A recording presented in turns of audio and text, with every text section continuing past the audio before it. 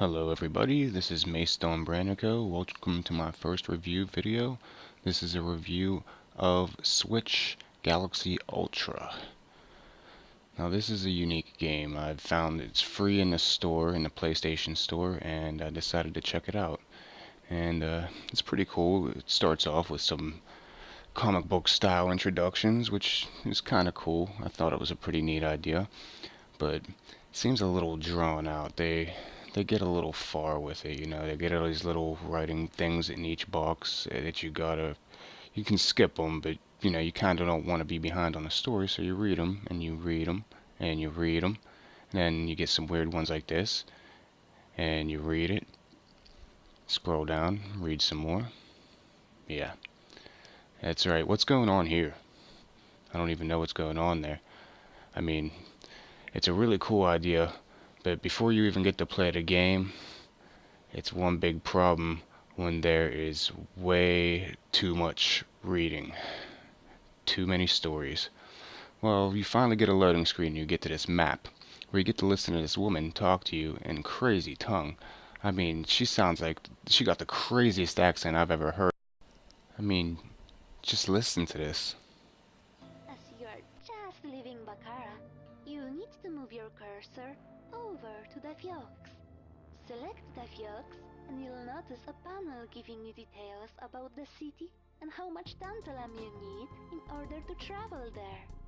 When you are ready to try the first mission, select Go. So we finally get to this screen where we get to start whatever we're doing, and we finally get the first look at what this game is really about. And here we go. Wait a minute. She's talking more? I mean, I already had to read a whole damn comic book.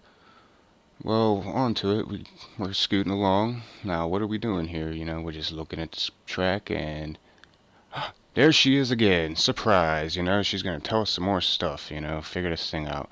But what the idea of the game is you ride along these tracks, you switch using L1 or R1 or left or right on the D-pad, switching between tracks trying to avoid these red spots because the red spots will slow you down. The object of this game is to try and get as far as, like, get to the end as quick as you can. It's pretty much a race against the clock.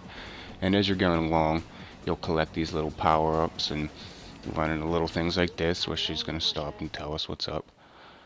And you'll race along the track. It's like a roller coaster from hell in this game, you know. You're just cruising along, just switching tracks, trying not to run into anything.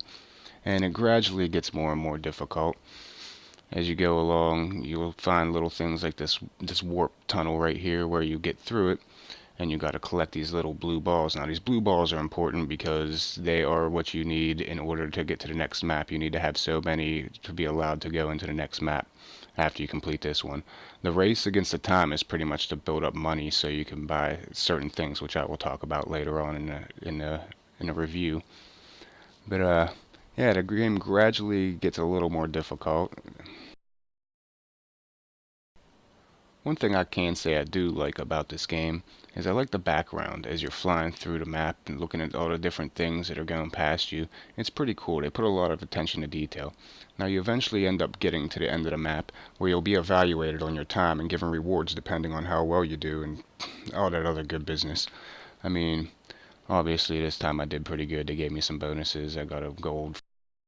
Hell yeah! Goal time achieved. Hey, Aimer, you got anything a bit more challenging? You could always try an ascension, but well done, Vin. So after they flap their gums for a little while, you make it into another match, and you find out that there are now walls you got to avoid, as well as the holes and the red spots on the map, which increases the difficulty decently. And they do a couple decent things with these walls that make it interesting. See, those blue arrows you go over increase your speed, which you definitely want to find and try and run over as many as those, because the goal is to get to the other side as quick as possible. If you don't get those, you won't accumulate speed quick enough, and you won't get a good time, and you won't get the bonuses that you're really looking for. Now, the whole idea is don't hit those red walls, because there'll be red, blue, yellow, there'll be all kinds of different colored ones, but if you hit them, they will do damage to your ship, and as well, they'll slow your ship down, and you also lose one of the blue balls that you accumulate while you're in the warp zone. So you slowly start to lose what you're building up if you keep wrecking. You need to make a real effort to not hit those walls. Now with the money that you save up, you eventually can use that towards different skins for ships, better shields, better abilities for your ships, buy upgrades for them, so that you can also do this here, which you can buy information before you go into each level, so you can see what your reward time is and what times you want to get and what kind of barriers you're looking forward to. You don't want to you want to know about those, because later on you'll be able to buy passes so that you can pass through so many barriers, and those come in handy. Now here's the upgrade screen, which you can go through and look at all the different little upgrades. And then you come here, this is where you can buy the passes. Whichever colored pass you buy is what allows you to pass through that colored barrier, but only one time when you buy it from this screen. Now eventually, when you get later into the game, you'll be collecting ones that will allow you to pass through different colored barriers, and if you find one while you're in the map, you will be able to go through 3 of that color, and it becomes very vital to some of the puzzles as you're getting faster through the game. You'll see that some of the puzzles, like, it's not necessarily a puzzle, but you have to spend a lot of your time focusing ahead. You don't want to see, here we go. You do not want to waste your time. You need to figure out your path and take it as soon as you can. Like right here, see, I picked up a red one, so I'm gonna have to go through. I can go through 3 red ones. Now there'll be blue ones, green ones, purple ones. I think there's like a few different colors, and they'll accumulate and make the matches harder as you get deeper into the game. It's a pretty cool idea, and there's also eventually enemy ships that come into it too. But the best part of this game is music. Just watch me play through this next level and listen to the tunage and get an idea of what it's about.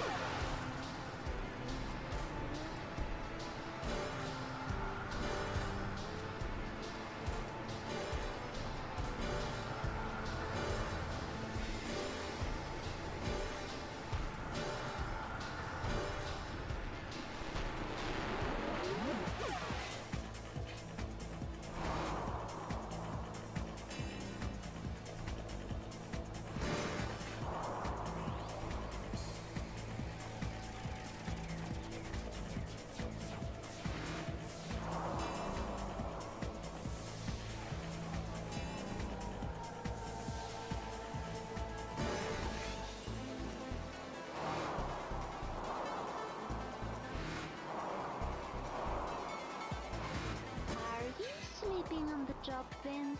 Will be, if you want to go through any more training manuals.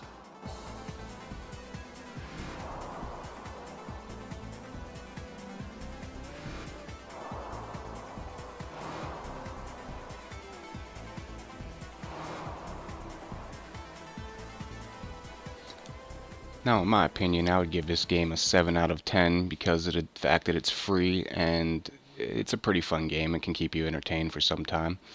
I would say if you were to pay for it, about $10 would be a good asking price. But this was my first review on any games, and I hope you enjoyed it. If you like this review, check out my channel for other reviews and other playthroughs on other games. Hope to see you there. Later.